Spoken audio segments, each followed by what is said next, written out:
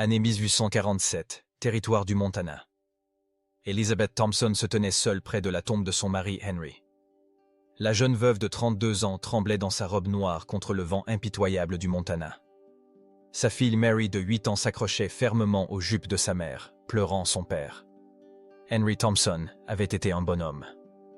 Il avait établi la ferme Thompson, cultivant le blé et le maïs. Mais ces 2 dernières années, la sécheresse avait frappé la ferme, les récoltes avaient séché et les dettes avaient commencé à s'accumuler. Henry était tombé malade à cause du stress, subissant une crise cardiaque qui l'avait tué. Quand les funérailles se terminèrent, l'avocat de la ville, M. Richardson, s'approcha d'Elizabeth. C'était un homme d'une 50aine d'années avec des lunettes. L'expression de son visage remplit le cœur d'Elizabeth de crainte. « Madame Thompson, je dois vous parler, » dit Richardson gentiment, à propos de la situation financière d'Henry. Elizabeth hocha la tête. Laissant Mary avec les femmes voisines, elle sortit sur le porche avec l'avocat. « La situation est très mauvaise, » dit Richardson en ouvrant son dossier. « La ferme est entièrement hypothéquée. La dette bancaire est de 2800 $. C'est une somme très importante pour cette époque. Malheureusement, si vous ne pouvez pas payer, la ferme sera vendue. » Le monde d'Elizabeth s'effondra. « Combien de temps ai-je ? 2 semaines.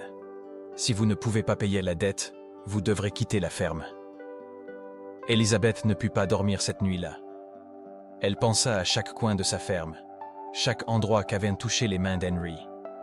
Ils s'étaient mariés sur cette terre, Mary y était née. Maintenant, ils allaient tout perdre. Il n'y eut pas de miracle en 2 semaines. Elizabeth n'avait que 47 $. La ferme fut vendue aux enchères publiques. Ils emportèrent aussi la plupart de ses biens pour les dettes. « Maman, où allons-nous aller ?» demanda Mary, tenant sa petite valise. Elizabeth regarda sa fille. Dans les yeux bleus de Mary, il y avait de la peur et de la confusion. « Je ne sais pas, chérie, mais nous trouverons un moyen. » Cette nuit-là, elles dormirent sous un chêne sous le ciel froid du Montana, dans une tente qu'elles avaient montée. Elizabeth serra Mary fort contre elle, lui chantant une berceuse. Mais les larmes continuaient de couler de ses yeux. Le lendemain matin, Elizabeth se leva tôt. Elle commença à chercher du travail dans la ville. Mais en 1847, les emplois qu'une femme pouvait faire étaient très limités. Elle n'était pas assez éduquée pour enseigner. Elle n'avait pas d'expérience en couture. « Je suis désolé, Madame Thompson, » dit l'épicière de la ville. « J'ai déjà assez d'employés. » « Madame Thompson, ce n'est pas facile pour une femme de travailler seule, » dit le barbier. Chaque porte se fermait devant elle. Elizabeth mit son orgueil de côté et commença à demander de l'aide. « Elizabeth, je suis vraiment désolé pour ta situation, » dit sa voisine, Madame Patterson. « Mais notre situation est aussi difficile. Cette sécheresse nous a tous frappés. » 1 semaine plus tard, l'argent d'Elizabeth était épuisé. Mary avait commencé à pleurer de faim. « Maman, j'ai très faim, » dit Mary, pressant ses petites mains contre son estomac. Elizabeth commença à fouiller dans les tas d'ordures derrière la ville. Elle cherchait des restes de nourriture jetés. Son orgueil était brisé, mais elle ferait n'importe quoi pour sa fille. Un soir, alors qu'elle fouillait dans les poubelles, sa voisine Madame Wilson la vit. Elizabeth baissa la tête de honte. « Elizabeth, qu'est-ce que c'est que ça ?» s'étonna Madame Wilson. « Mary a faim, » chuchota Elizabeth. « Je n'ai pas d'autre choix. » Madame Wilson l'invita chez elle, lui donna à manger. Mais Elizabeth remarquait les regards négatifs. Maintenant, tout le monde dans la ville les voyait comme cette pauvre femme veuve et sa fille. 1 mois plus tard, leur situation empira encore. La nuit, elles ne pouvaient pas dormir à cause du froid. Mary avait commencé à tousser. Elizabeth craignait que sa fille tombe malade. « Maman, pourquoi ne retournons-nous pas à notre maison ?» demanda Mary une nuit. Elizabeth caressa les cheveux de sa fille. « Parce que ce n'est plus notre maison, chérie. Quand trouverons-nous notre nouvelle maison ?» Elizabeth ne put pas répondre, parce qu'elle ne le savait pas. 2 jours plus tard, pendant qu'Elizabeth ramassait du bois dans les collines à l'extérieur de la ville, elle vit de la fumée au loin. S'approchant avec curiosité, elle vit un petit campement. 2 tentes, un feu éteint et une femme indienne. La femme avait approximativement son âge, ses cheveux noirs étaient tressés.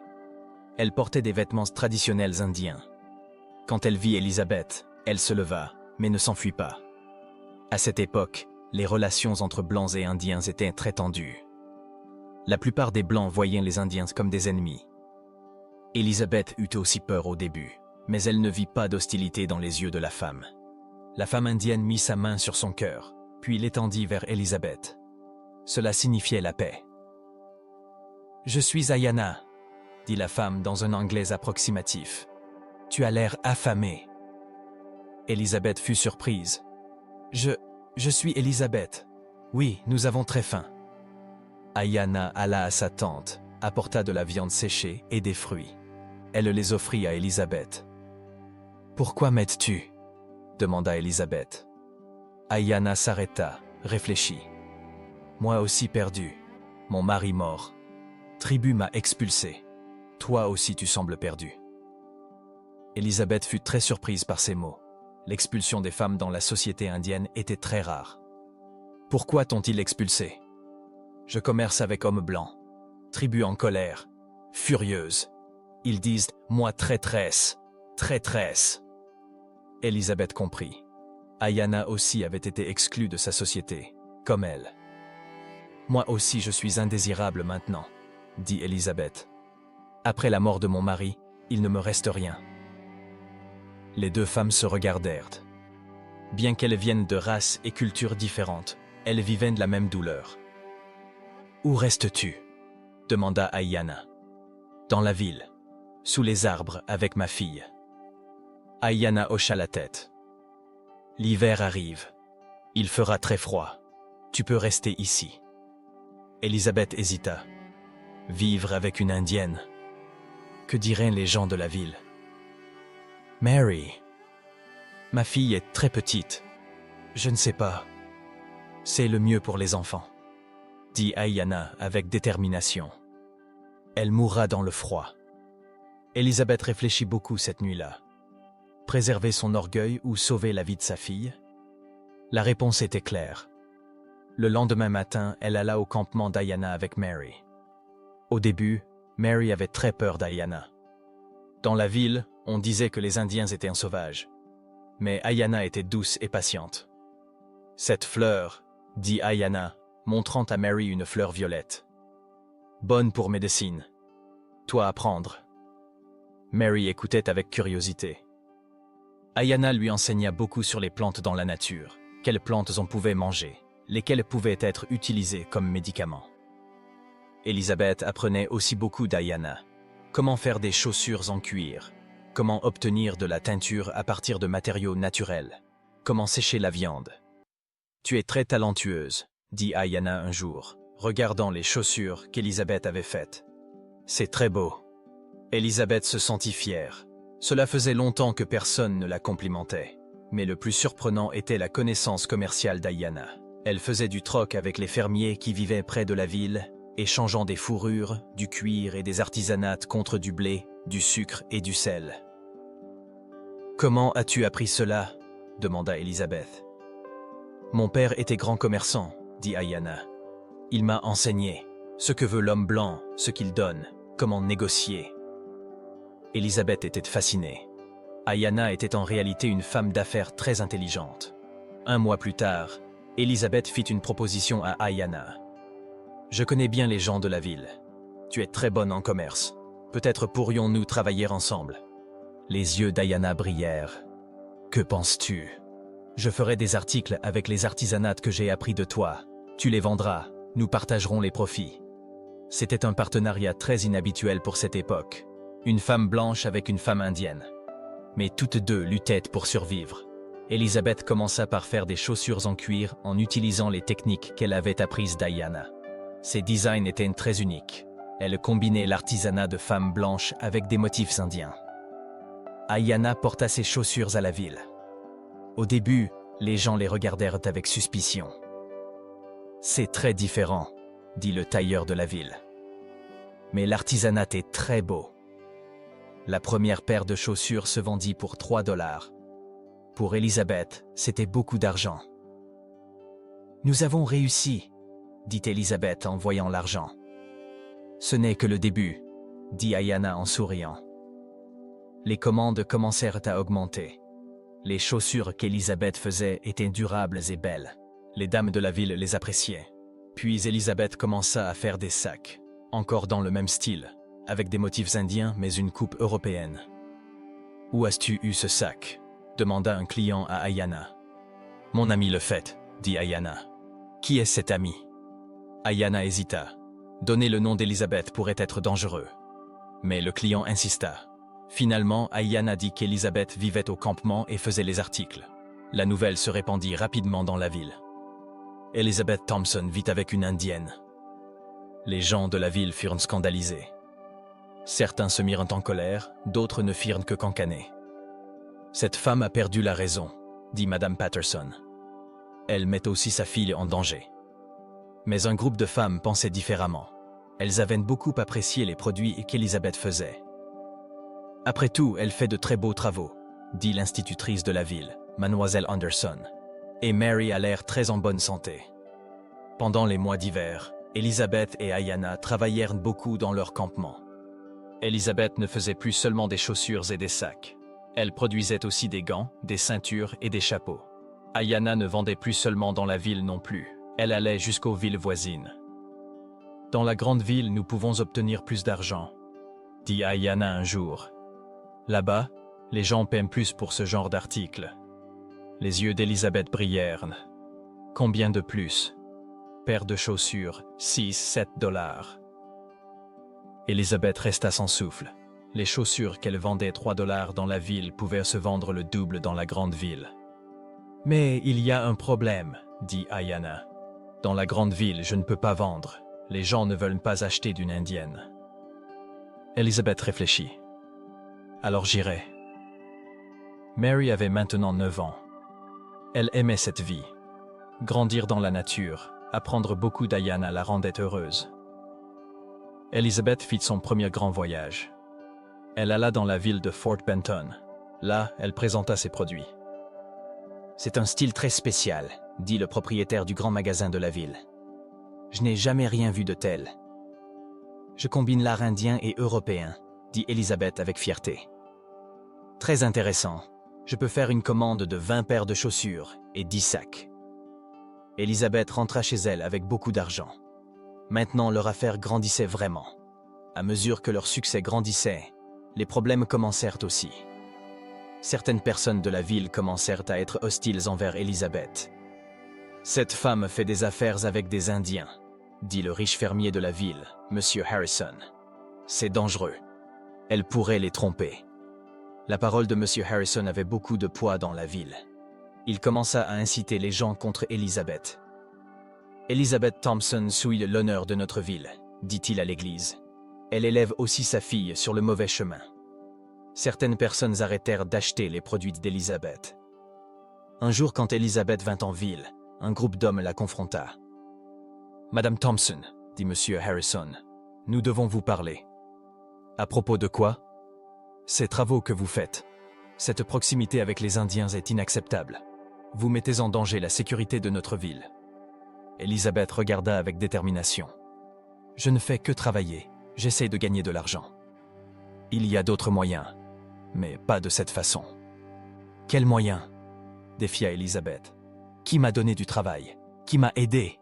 Aucun de vous. » M. Harrison se mit en colère. « Nous vous donnons 1 semaine.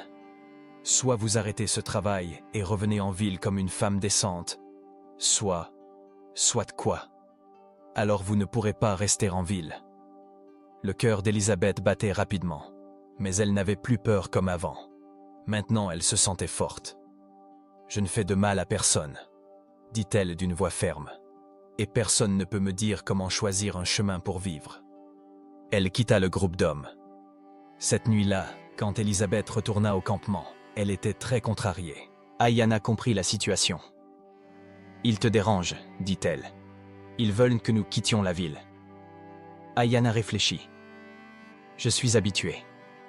La tribu ne me voulait pas non plus. Mais pour toi c'est difficile. Non, dit Elizabeth avec détermination. Maintenant je suis habituée aussi. Nous construisons une vie ici. Mary est heureuse. Notre affaire grandit. Pourquoi devrais-je abandonner? Mais les gens de la ville... Les gens de la ville ne m'ont pas aidé quand je mourais de faim, dit Elizabeth avec colère. Maintenant que je commence à avoir du succès, ils sont mal à l'aise. Mary écoutait aussi. Maman, ne pouvons-nous pas rester ici? J'aime cet endroit. Elizabeth regarda sa fille. Mary était vraiment heureuse. Ayanna la traitait comme une seconde mère. Elle grandissait librement dans la nature. Oui, chérie, nous resterons ici. Mais Elizabeth se promit.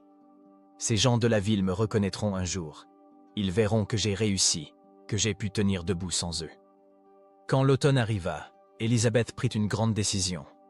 Elle ouvrirait en permanence un magasin à Fort Benton. Très risqué, dit Ayanna. Il faut beaucoup d'argent. Nous utiliserons tout l'argent que nous avons, dit Elizabeth. Mais nous n'avons pas d'autre choix. Si nous restons petites, nous ne pourrons pas atteindre un grand succès. La dernière visite d'Elizabeth en ville fut définitive. Elle acheta des fournitures au magasin général. « Madame Thompson, » dit le propriétaire du magasin. « Avez-vous entendu? Monsieur Harrison dit quelque chose sur vous. » « Que dit-il? » »« Il vous a dénoncé au shérif. Il prétend que vous faites du commerce illégal avec les Indiens. » Le sang d'Elizabeth se glaça. À cette époque, commercer avec les Indiens pouvait parfois causer des problèmes légaux. Qu'a dit le shérif? Il n'a encore rien fait, mais soyez prudente. Elizabeth retourna précipitamment au campement. Elle raconta la situation à Ayanna. Gros problème, dit Ayanna avec inquiétude. Si le shérif vient, il m'arrête. Toi aussi tu as des problèmes. Elizabeth ne dormit pas cette nuit-là. Ses plans allaient-ils être ruinés? Quand l'aube arriva, elle était décidée. Nous irons à Fort Benton immédiatement. Nous y vivrons. Mais tout notre campement, nous ne prendrons que les choses nécessaires. Nous devons partir immédiatement. En 3 heures, elles emballèrent leurs biens les plus précieux. Elizabeth expliqua la situation à Mary. « Chérie, nous allons dans une nouvelle ville. Là, nous construirons une nouvelle vie. » Mary fut triste. « Mais j'aimais cet endroit. »« Moi aussi. Mais parfois nous devons changer. » Elles partirent vers Fort Benton. Elizabeth regarda en arrière et se promit. « Un jour je reviendrai. Mais alors je reviendrai forte. » Fort Benton en 1848 était une ville en croissance rapide. Comme c'était le centre du commerce fluvial, des personnes très diverses y vivaient. Elizabeth trouva un magasin à louer. Il était petit mais au centre de la ville. Le loyer du premier mois est de 15 $, dit le propriétaire. Elizabeth avait un total de 89 $. C'était très risqué mais elle devait le faire. Elle ouvrit le magasin. Thompson & Co. Exotic Leather Goods. Les premiers clients vinrent avec curiosité. Les produits d'Elizabeth étaient vraiment très différents. « Où trouvez-vous ces motifs ?» demanda une dame riche. « C'est une technique spéciale, » dit Elizabeth en souriant. Elle ne voulait pas mentionner le nom d'Ayanna. La première semaine, elles gagnèrent 23 $. Elles payèrent le loyer, achetèrent de la nourriture. Ayanna eut d'abord des difficultés à vivre en ville. Il y avait trop de personnes. Mais Elizabeth lui donnait confiance. « Ne t'inquiète pas, » disait Elizabeth. « Nous réussirons ensemble. » Mary commença aussi à aimer la nouvelle ville. Pour la première fois, elle put jouer avec des enfants de son âge. Le deuxième mois fut meilleur. Elles gagnèrent 45 $. Le troisième mois fut surprenant, 67 $. « Notre affaire va bien, » dit Elizabeth un soir. « Mais nous devons penser grand. » « Que veux-tu dire? » « Pas seulement à Fort Benton. Nous pouvons aussi envoyer dans d'autres villes. » Ayanna était surprise de voir l'ambition d'Elizabeth. La femme qui pleurait désespérément avant était maintenant devenue une femme d'affaires forte. Au printemps 1849, l'affaire d'Elizabeth explosa. On avait trouvé de l'or en Californie. Des milliers de personnes allaient vers l'ouest. Le besoin de chaussures et sacs durables avait beaucoup augmenté. « Nous pouvons envoyer des marchandises dans toute la Californie, » dit Elizabeth avec excitation. Mais cette fois, elle devait augmenter la production. Elizabeth embaucha des femmes locales. Elle leur enseigna les techniques d'Ayanna. Ses premières employées furent Sarah et Emma. 2 jeunes femmes apprirent rapidement. « Madame Thompson, vous êtes une très bonne professeure, » dit Sarah. « Je n'avais jamais vu ces techniques. » Elizabeth se sentit fière. Maintenant, elle ne produisait pas seulement des produits, mais donnait aussi des connaissances aux autres. Ayanna changeait aussi. Elle ne faisait plus seulement du commerce, mais donnait aussi des conseils à Elizabeth sur les plans d'affaires. « Tu gagnes beaucoup d'argent, » dit Ayanna, « mais tu dois faire attention. Le gros argent apporte aussi de gros problèmes. » Elizabeth comprendrait qu'elle avait raison. Parce que la même année, un visage familier apparut à Fort Benton. Monsieur Harrison. L'homme était venu de la ville pour enquêter sur Elizabeth. Il fut choqué quand il vit Elizabeth. Elizabeth paraissait maintenant très différente. Elle portait de beaux vêtements, avait une posture confiante. Des femmes travaillant à ses côtés, un grand magasin. « Elizabeth Thompson », dit-il avec étonnement. Quand Elizabeth tourna la tête, elle vit Monsieur Harrison. Son cœur s'accéléra, mais pas de peur, de colère. « Monsieur Harrison », dit-elle d'une voix froide, « que cherchez-vous ici ? » « Voyage d'affaires. Je ne m'attendais pas à vous voir. » « Ce n'est pas si surprenant. Je vis et travaille ici. » Monsieur Harrison regarda son magasin. « Ceci, c'est à vous ? » « Oui, et ça va bien. » L'homme voulait s'échapper, mais Elizabeth ne le lui permit pas. « Monsieur Harrison, vous souvenez-vous de ce que vous m'avez dit il y a 1 an ? Ne m'avez-vous pas dit « soyez une femme décente » ? À ce moment-là, vous et les autres avez préféré que je meure de faim. Maintenant, je tiens sur mes propres pieds. » La voix d'Elizabeth était ferme et déterminée. Elle ne parlait plus avec peur à personne. Monsieur Harrison partit de là, mais Elizabeth savait que ce n'était pas leur dernière rencontre. La présence de Monsieur Harrison à Fort Benton n'était pas une bonne nouvelle pour Elizabeth. L'homme avait décidé d'entrer dans le commerce de produits en cuir dans la même ville. « Le monopole de Madame Thompson doit être brisé », disait-il à ses partenaires potentiels. « Cette femme utilise des méthodes injustes. » Elizabeth s'inquiéta quand elle l'apprit. Monsieur Harrison avait plus de capital. « Ne t'inquiète pas, » dit Ayanna. « Notre produit est meilleur. Les gens verront la différence. » Mais la compétition était dure. Monsieur Harrison commença à vendre à des prix plus bas. Certains clients d'Elizabeth partirent à cause du prix. « Qu'allons-nous faire ?» demanda Sarah, une de ses employées. Elizabeth réfléchit. Elle ne pouvait pas entrer dans une guerre des prix. Mais il y avait une autre façon. « Nous augmenterons la qualité, » dit-elle avec détermination, « et nous donnerons un service spécial à nos clients. » Elizabeth commença à donner un service de design personnel à ses clients. Elle faisait des produits spéciaux selon le désir de chaque client. « Madame Thompson, vous avez fait ce sac exactement comme je le voulais, » dit une dame riche. « Je ne peux obtenir un tel service nulle part ailleurs. » Cette stratégie fonctionna. Les clients d'Elizabeth restèrent fidèles. Mais le développement vraiment surprenant vint de Mary. Sa fille, qui avait maintenant 11 ans, montrait beaucoup de curiosité pour le travail de sa mère. « Maman, puis-je apprendre moi aussi ?» demanda Mary un jour. « Que veux-tu apprendre ? Couture, design ? Je veux aider moi aussi. » Elizabeth hésita d'abord. Mary était encore très petite, mais elle ne voulait pas décourager l'enthousiasme de sa fille. Ayanna intervint. « Les filles indiennes apprennent dès leur jeune âge. Mary peut aussi apprendre. » Mary apprit très vite. Elle commença à faire de petits sacs à main. Ses designs étaient très créatifs. « Cette enfant est très talentueuse, » dit Emma, une de ses employées. « Elle est petite mais a une grande imagination. » Un jour, le petit sac que Mary avait fait plut beaucoup à un client. « Qui a fait ceci ?» demanda le client. « Ma fille, » dit Elizabeth avec fierté. « Très talentueuse. Puis-je faire plus de commandes ?» Elizabeth fut surprise. Elle n'avait jamais pensé qu'il y aurait une demande pour les produits de Mary. « Mary, » dit-elle ce soir-là, « tu n'es pas seulement la fille de maman.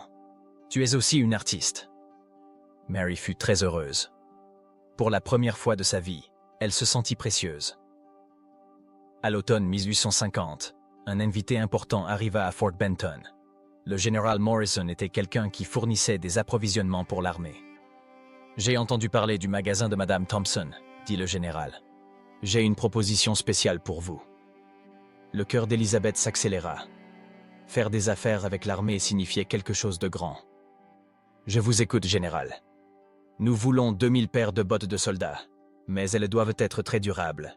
Elles seront utilisées pendant des années dans des conditions difficiles. » Elizabeth resta sans souffle.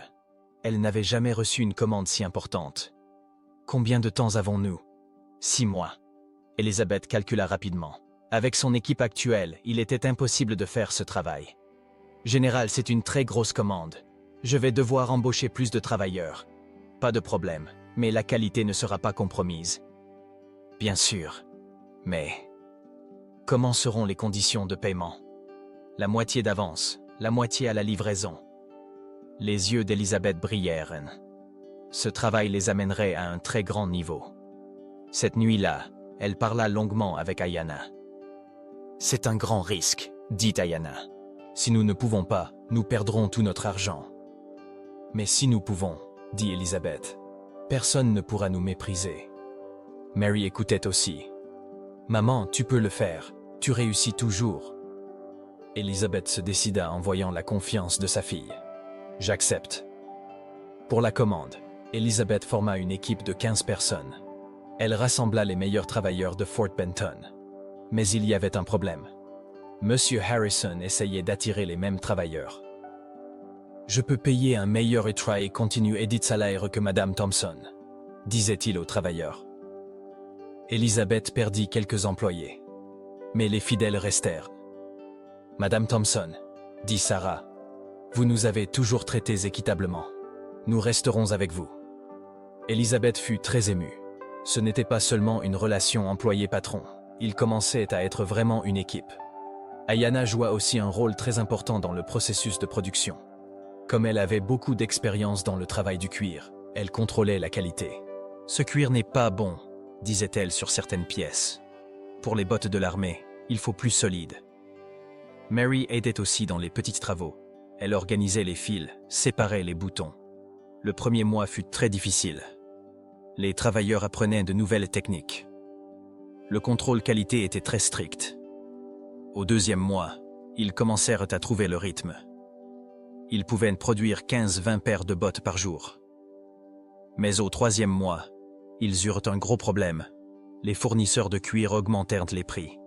« Madame Thompson, » dit le vendeur de cuir, « à cause de la sécheresse, le nombre d'animaux a diminué. Les prix doivent augmenter. » Elizabeth calcula. Avec les nouveaux prix, la rentabilité diminuerait beaucoup. Cette nuit-là, elle s'assit à la maison pour réfléchir. Que se passerait-il si elle prenait tant de risques et ne pouvait finalement pas faire de profit? Ayanna essaya de la rassurer. « Ne t'inquiète pas, nous trouverons une solution. » « Comment? Les prix du cuir ne sont pas sous notre contrôle. Mais nous pouvons trouver du meilleur cuir, moins cher mais de qualité. » Elizabeth fut surprise. « D'où? » ?»« Des tribus indiennes. Elles donnent à la moitié des prix de la ville. » Elle ne pouvait pas prendre ce risque avec quelqu'un d'autre, mais elle faisait confiance à Ayanna. « D'accord, mais comment les contactons-nous? »« Je parlerai, j'ai de vieux amis de la tribu. » Ayanna décida d'aller dans son ancienne tribu. Elle ne les avait pas vus depuis 2 ans. « Cela pourrait être dangereux, » dit Elizabeth avec inquiétude. « Ils t'avaient expulsé. Mais maintenant nous avons du succès. Peut-être que cela fera la différence. » Ayanna voyagea 3 jours pour arriver à son ancienne tribu. Le chef tribal Grand Aigle la reçut froidement. « Pourquoi es-tu revenu? Ne vivais-tu pas avec les hommes blancs? »« Oui, mais je veux faire des affaires avec toi, » dit Ayanna. « Grand profit. » Le chef tribal s'intéressa. « Quelles affaires? » Ayanna expliqua la situation. Les succès d'Elizabeth, la grande commande de l'armée, le cuir dont ils avaient besoin. « Qui est cette femme blanche? » demanda Grand Aigle. « Très bonne personne. Elle m'a aidé dans mes moments difficiles. Maintenant nous travaillons ensemble. » Les anciens de la tribu discutèrent longuement. Finalement, ils décidèrent.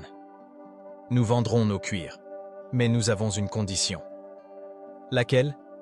Ces affaires seront continues.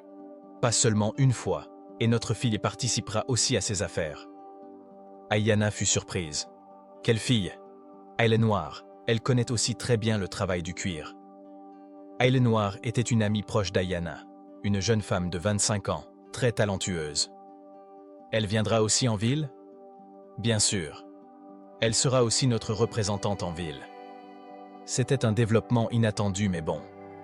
Quand Ayanna retourna à Fort Benton, elle raconta la situation à Elizabeth. Le problème du cuir est résolu. Et nous avons une nouvelle amie. Elizabeth se sentit soulagée. Très bonne nouvelle. Une semaine plus tard, Aile Noire arriva en ville. Elizabeth fut très surprise quand elle la rencontra. La femme était très belle et semblait très intelligente. « Es-tu Elizabeth » demanda Aile Noire en anglais fluide. « Oui, bienvenue. Ayanna a dit de très bonnes choses sur toi. Je veux aussi apprendre. » Elizabeth s'entendit très bien avec sa nouvelle associée. Aile Noire n'était pas seulement talentueuse dans le travail du cuir, mais aussi dans le design. « Dans notre tribu, nous avons différents motifs, dit Aile Noire. Peut-être peux-tu les utiliser dans tes designs. » Il restait 2 mois avant la date de livraison de la commande quand ils eurent une grande crise. Monsieur Harrison était allé voir le général Morrison et avait donné des rapports négatifs sur Elizabeth. « Général, Madame Thompson n'est pas fiable, avait-il dit. Elle fait des affaires illégales avec les Indiens. » Le général Morrison appela Elizabeth. « Madame Thompson, il y a des plaintes à votre sujet. » Le cœur d'Elizabeth commença à battre fort. « Quel genre de plainte? » « On allègue que vous commercez illégalement avec les Indiens. »« Général, je ne fais aucune affaire illégale. Je fais seulement de l'approvisionnement en cuir. » « Qui sont ces Indiens? » Elizabeth décida d'être honnête. « Ce sont mes associés, Ayanna et Aile Noire. Elles commercent légalement. Puis-je voir ces femmes? » Elizabeth s'inquiéta. Mais elle n'avait pas d'autre choix. Le lendemain, elle présenta Ayanna et Aile Noire au général Morrison. Le général fut surpris quand il vit les 2 femmes. Elles étaient très bien habillées, parlaient anglais, étaient des femmes éduquées. « Vous êtes vraiment les associés de Madame Thompson? »« Oui, général, » dit Aile Noire. « Nous travaillons avec elle. Nous faisons du commerce légal. »« Comment ces produits sont-ils fabriqués ?» Ayanna intervint. « Nous enseignons les techniques traditionnelles indiennes. Elizabeth connaît aussi les techniques modernes. Nous combinons les 2. » Le général était impressionné. Un partenariat très intéressant. Elizabeth s'encouragea. « Général, venez voir notre production. Voyez comment nous travaillons. » Le général Morrison visita l'atelier d'Elizabeth. Ce qu'il vit l'impressionna beaucoup. Une équipe de 15 personnes travaillait en harmonie. Des femmes indiennes à côté de travailleurs blancs, enseignants et apprenants. « Madame Thompson, » dit le général, « c'est une opération très extraordinaire. » « Merci, général. Mais je suis curieux. Comment des personnes de cultures si différentes peuvent-elles si bien travailler? » Elizabeth sourit. « Nous avons un objectif commun. Nous voulons tous faire le meilleur produit. » Le général prit une paire de bottes dans ses mains. Il les examina. Les coutures étaient parfaites, le cuir de très haute qualité. C'est vraiment de très bon artisanat. Nous combinons la technique d'Ayanna avec nos méthodes modernes. Mary passa aussi par là à ce moment. Elle avait dans ses mains un petit sac qu'elle avait fait. « Qui a fait ceci ?» demanda le général. « Ma fille Mary. » Le général examina le sac. « Quel âge a-t-elle » ?« 11 ans. »« Incroyable. Cette enfant est très talentueuse. » Elizabeth se sentit fière. Ayanna enseigne à Mary. Plus le général voyait, plus il était impressionné. Ce n'était pas seulement un lieu de travail, c'était comme une vraie famille. « Madame Thompson, je vous présente mes excuses. Les allégations de Monsieur Harrison étaient complètement fausses. Général, nous essayons seulement de bien travailler. Et vous réussissez très bien. Je n'ai plus aucune inquiétude concernant votre commande. » 6 mois plus tard, les 2000 bottes furent livrées à temps. Quand le général Morrison les examina, il fut très satisfait. « Madame Thompson, je n'ai jamais vu des bottes de cette qualité. Notre armée sera très satisfaite. » Quand Elizabeth reçut le gros chèque, elle resta sans souffle. Total $8 000. Cette nuit-là, elle rassembla toute l'équipe et fit une célébration. « Mes amis, dit Elizabeth, aujourd'hui nous n'avons pas seulement complété une commande, nous avons prouvé ce que nous pouvons accomplir ensemble. » Tout le monde applaudit. Ayanna et Ailenoir furent très émus. « Elizabeth, dit Ayanna, tu as changé ma vie. »« Non, dit Elizabeth, tu as changé ma vie. Vous tous l'avez changé. » Mary était aussi très heureuse. « Maman, tu es la femme la plus réussie du monde. » Elizabeth serra sa fille fort dans ses bras. « C'est nous, chérie. Nous sommes l'équipe la plus réussie. » Le lendemain, Elizabeth prit une grande décision. Elle élargirait l'affaire. Pas seulement à Fort Benton, mais elle ouvrirait des magasins dans tout le Montana. « Grand rêve, dit Ailenoir. Les grands rêves apportent de grands succès, dit Elizabeth. Les années 1851-1852 furent des années de grande expansion pour Elizabeth. Elle ouvrit son deuxième magasin à Helena, le troisième à Missoula. Pour maintenir la même qualité dans chaque magasin, Ayanna et Ailenoir voyageaient constamment. Elles enseignaient les techniques aux nouveaux employés. Mary avait maintenant 13 ans et était devenue partie intégrante de l'affaire. Elle faisait ses propres designs, parlait avec les clients. « Cet enfant sera très réussi quand elle grandira, dit un client. »« Elle est déjà réussie, dit Elizabeth avec fierté. » Un jour, Elizabeth reçut un visiteur surprenant. Monsieur Harrison. L'homme avait beaucoup changé. Il paraissait écrasé, fatigué. « Madame Thompson, dit-il timidement, pourrais-je vous parler ?» Elizabeth fut surprise mais resta aimable. « Bien sûr, entrez. Je suis venue m'excuser. » Elizabeth fut encore plus surprise. « Je vous ai fait beaucoup d'injustices. Dans la ville, ici, vous essayez seulement de travailler et je vous ai mis des obstacles. Monsieur Harrison, mon affaire a fait faillite. Je n'ai pas pu égaler votre qualité. Les clients ont préféré vos produits. » Elizabeth fut attristée. « Je suis vraiment désolée. »« Non, moi je suis désolée. J'ai une proposition. Pourrais-je travailler pour vous? Je connais de très bons fournisseurs de cuir. » Elizabeth fut très surprise. Son plus grand rival lui demandait du travail. « Monsieur Harrison, vous êtes très expérimenté, mais j'ai essayé de vous nuire. Je comprends si vous ne voulez pas. » Elizabeth réfléchit. Se venger ou montrer de la compassion? « Monsieur Harrison, je peux vous donner une chance, mais vous devrez travailler en équipe. » L'homme fut très heureux. « Merci, Madame Thompson. Vous ne le regretterez jamais. » En 1853, l'entreprise d'Elizabeth Thompson était devenue la plus grande entreprise de produits en cuir du Montana. Elle avait 6 magasins, 45 employés. Mais le plus important était qu'elle avait réuni des personnes très différentes. Blancs, Indiens, Mexicains. Tous travaillaient ensemble, apprenant les uns des autres. « Tu es devenu un pont, » dit Ayanna un jour. « Grâce à toi, les gens se sont connus. » Elizabeth réfléchit. Elle n'avait vraiment pas seulement fait des affaires, elle avait uni les gens. Un jour, Mary demanda à sa mère Elizabeth, « Maman, maintenant vous êtes très riche. Pourquoi ne vivez-vous pas plus confortablement ?» Elizabeth regarda sa fille. Mary était maintenant devenue une belle jeune fille. « Parce que l'argent n'est pas le vrai objectif, chérie. Le vrai objectif est de créer quelque chose, d'aider les gens. Mais vous travaillez beaucoup. » Parce que j'aime ce travail, et j'ai encore beaucoup de choses à faire. Elizabeth avait vraiment des plans plus grands. Elle voulait s'étendre dans toute l'Amérique.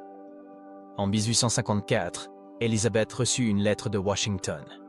Le bureau du président Pierce avait pris contact avec elle. « Madame Thompson, nous avons reçu de très bonnes nouvelles à votre sujet. Apparemment, vous faites un travail très réussi dans la coopération entre Indiens et Blancs. » Elizabeth fut très surprise. « Oui, nous travaillons ensemble. Le président veut vous voir. Il veut entendre vos expériences sur ce sujet. » Elizabeth alla à Washington. Voir la Maison-Blanche l'émut beaucoup. Le président Pierce la rencontra personnellement. « Madame Thompson, vous avez accompli quelque chose de très important. Vous avez montré qu'il est possible de faire travailler ensemble différentes races. » « Monsieur le Président, en fait c'est très naturel. Si les gens se respectent mutuellement, Ils peuvent très bien travailler. Mais comment avez-vous réussi cela? Elizabeth réfléchit. Traitez tout le monde également. Valorisez les connaissances de chacun. Et travaillez pour un objectif commun. Le président était très impressionné. Nous voulons appliquer vos expériences ailleurs aussi. On offrit à Elizabeth un poste de consultante pour le gouvernement fédéral. Après son retour de Washington, Elizabeth prit une nouvelle décision. Ce n'était pas suffisant de seulement commercer. Elle voulait aussi enseigner aux nouvelles générations. « J'ouvrirai une école », dit-elle à Ayanna. « Quelle école ?»« École d'artisanat. Les enfants blancs et les enfants indiens viendront. Ils apprendront ensemble. » Ayanna fut très heureuse. « Très bonne idée. Mais donneront-ils la permission ? Le gouvernement fédéral le soutient maintenant. J'ai parlé avec le président. » Elizabeth ouvrit une petite école à Fort Benton. Ses premiers étudiants furent 10 enfants, 5 blancs, 5 indiens. Mary aidait aussi comme professeure. Elle avait 15 ans et était très talentueuse. « Enfant, disait Mary en classe, nous pouvons apprendre beaucoup de chaque culture. L'important est d'être ouvert. » La première année fut très réussie. Les enfants n'avaient pas seulement appris l'artisanat, mais avaient aussi connu les cultures des autres. La nouvelle se répandit dans d'autres villes. Des invitations commencèrent à arriver à Elizabeth pour ouvrir des écoles. « Tu es devenue célèbre, » dit Aylenoir. « Nous sommes devenus célèbres, » corrigea Elizabeth. « Ce succès est à nous toutes. » En 1855, Elizabeth reçut une lettre inattendue de la ville du Montana. La lettre était écrite par le nouveau pasteur de la ville. « Chère Madame Thompson, notre ville a entendu parler de vos succès. Nous voulons nous excuser et vous inviter à revenir. » Elizabeth fut très émue en lisant la lettre. Elle en avait été chassée 8 ans auparavant. « Que vas-tu faire ?» demanda Ayanna. « Je ne sais pas. Cet endroit a-t-il encore du sens pour moi ?» Mary intervint. « Maman, peut-être pouvez-vous y aller et montrer qui vous êtes maintenant. » Elizabeth réfléchit longuement. Finalement, elle décida. « J'irai. Mais pas pour la vengeance. Pour la paix. » Quand elle retourna à la ville du Montana, elle fut très surprise. Les gens l'accueillirent très chaleureusement. « Madame Thompson, » dit le nouveau pasteur, « vous êtes la personne la plus réussie sortie de cette ville. Nous sommes fiers de vous. » Ses anciens voisins vinrent aussi. « Elizabeth, nous entendons ce que tu as accompli, » dit Madame Patterson. « Nous sommes très fiers. » Elizabeth fut aimable mais distante. « Merci. » Mais la rencontre vraiment significative eut lieu dans son ancienne ferme. Le propriétaire actuel voulait voir Elizabeth. « Madame Thompson, cette ferme est à vous. Si vous voulez la récupérer, je serai très heureux. » Elizabeth regarda son ancienne maison, les souvenirs d'Henry, l'endroit où Mary était née. Mais maintenant, elle était une femme différente. Elle ne voulait pas retourner au passé. « Merci, mais non. J'ai maintenant une vie différente. » En 1856, Elizabeth eut 40 ans. Elle avait accompli beaucoup, mais le plus important, elle avait beaucoup changé.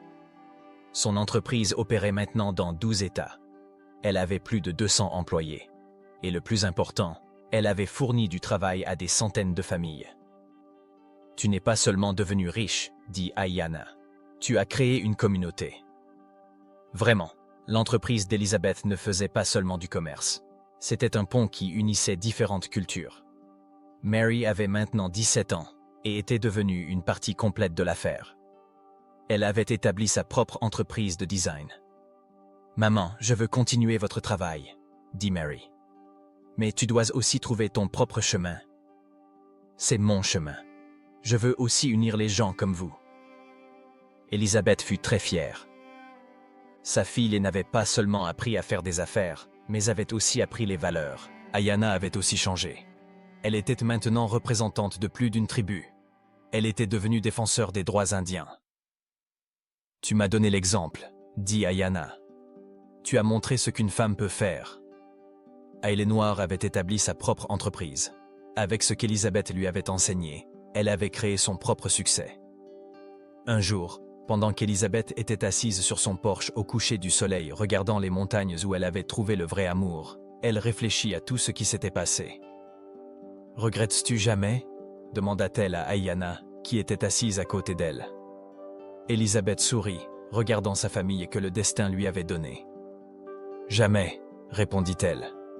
Le vrai amour vaut toujours n'importe quel sacrifice. » À l'horizon, le soleil se couchait peignant le ciel d'or et de rouge comme une bénédiction divine sur une famille forgée non par le sang, mais par la compassion, le courage et l'amour inconditionnel. Mary courut vers elle les bras ouverts, et à ce moment, Elizabeth sut qu'elle avait trouvé sa place dans le monde. Non comme la femme discriminée de la ville, mais comme la mère, épouse et constructrice de ponts qu'elle était née pour être. Des années plus tard, quand les historiens écriraient sur les pionniers de l'Ouest américain, le nom d'Elizabeth Thompson brillerait comme exemple de comment le courage, la détermination et la compassion peuvent transformer non seulement une vie, mais toute une société. Son entreprise grandit jusqu'à devenir une des plus grandes d'Amérique. Mais son vrai héritage ne furent pas les millions de dollars, mais les milliers de vies qu'elle toucha, les barrières raciales qu'elle brisa, et la preuve vivante que quand les gens s'unissent avec respect mutuel, ils peuvent accomplir des miracles. L'histoire d'Elizabeth, Ayanna et Mary devint légende, racontée de génération en génération comme preuve que l'amour peut conquérir même les haines les plus profondes, et que la vraie famille se construit avec des actes de bonté, pas avec des liens de sang.